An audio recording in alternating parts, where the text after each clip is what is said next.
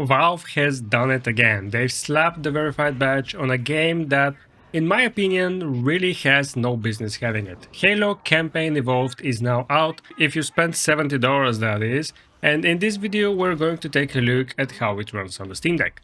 Before I get into the performance, let me tell you what this is. Halo Campaign Evolved is a full remake of the original Halo Combat Evolved, built from the ground up in Unreal Engine 5.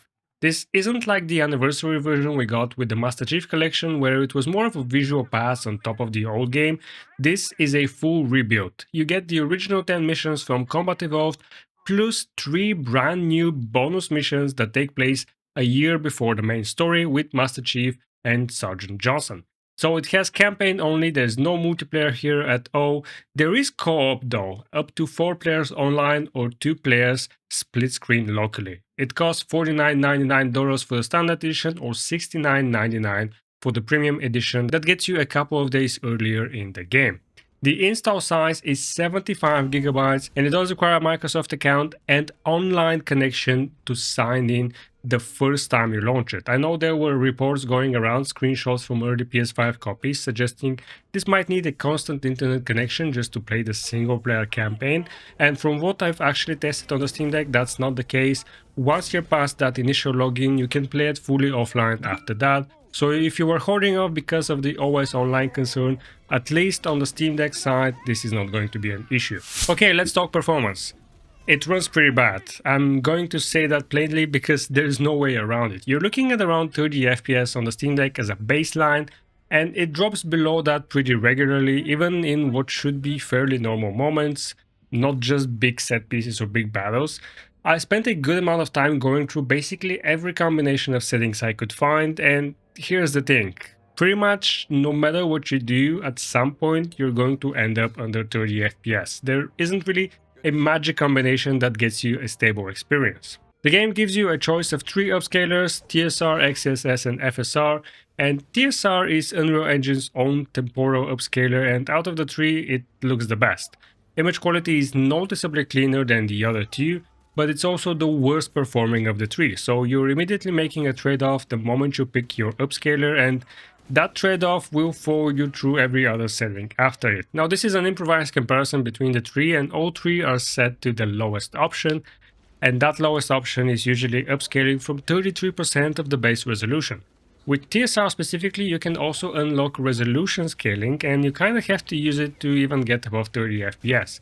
Now I also tried FSR 4.1 versus FSR 3, and while it does improve the image quality significantly, it's still not better than TSR. There's just a lot of fuzziness and shimmering with FSR in this game. The game also has a built-in frame generation option for both FSR and XeSS, and while it's not the worst implementation I've seen, it's just not a great experience for an FPS game.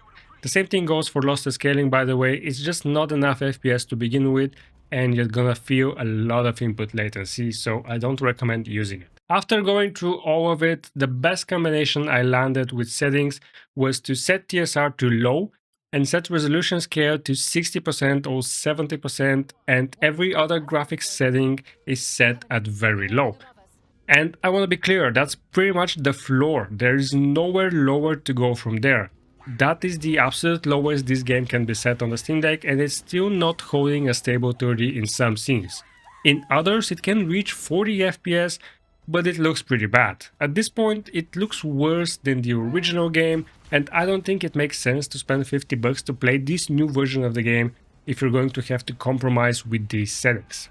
Now don't get me wrong, this is an issue only on the Steam Deck. The game looks gorgeous if you have the machine to run it, but it's just Unreal Engine 5 and we can only do so much with it on the Steam Deck. If you guys are enjoying this breakdown and you want to see more Steam Deck, Steam hardware videos, consider subscribing to the channel. Now let's talk about how it actually feels to play, because performance is only half of this conversation. Story-wise, this is still the original Halo Combat Evolved campaign, and the devs didn't mess with any of that. The 10 missions are rebuilt, not rewritten, so if you played the original you know exactly where this story goes. The 3 new bonus missions with Master Chief and Sergeant Johnson are additions, not replacements, and they are set a year before everything else, so they are a bonus content rather than a change to the main arc. Gameplay wise though, it does feel a bit different in a few ways, and some of that is a bigger departure than I expected.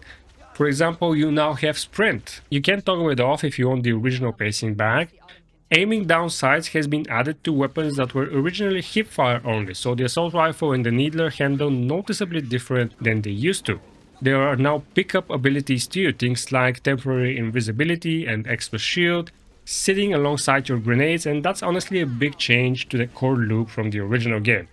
The one thing that stood out to me the most is the campaign remix system. Once you've collected enough skulls, it starts randomizing enemy placement, weapon placement, and which skulls are active on a run. That's actually a much better way to get replay value out of this than just manually flipping skulls on and off like the older games made you do, and it's probably the strongest addition to the whole package. So overall, does it feel like the same Halo? Story-wise, yes, almost entirely. Gameplay-wise, it's close, but the developers have clearly modernized the moment-to-moment feel in ways that go beyond just prettier visuals. Now, I do want to give credit where it's due, because the gameplay settings and accessibility side of this game is very well done. You can fully rebind your controls, which is always nice to have on the Steam Deck, especially with the trackpads and back buttons available. And the accessibility menu here is honestly one of the more thorough ones I've come across in a shooter. Full screen narration is in, you've got subtitle cover customization for friendly, enemy, and neutral speakers separately, a backing cover and opacity for subtitles, font weight, letter spacing, line spacing, HUD banner and toast timing is adjustable, and there's a flashing effects toggle, animated menu background toggle, main menu and post menu background opacity sliders.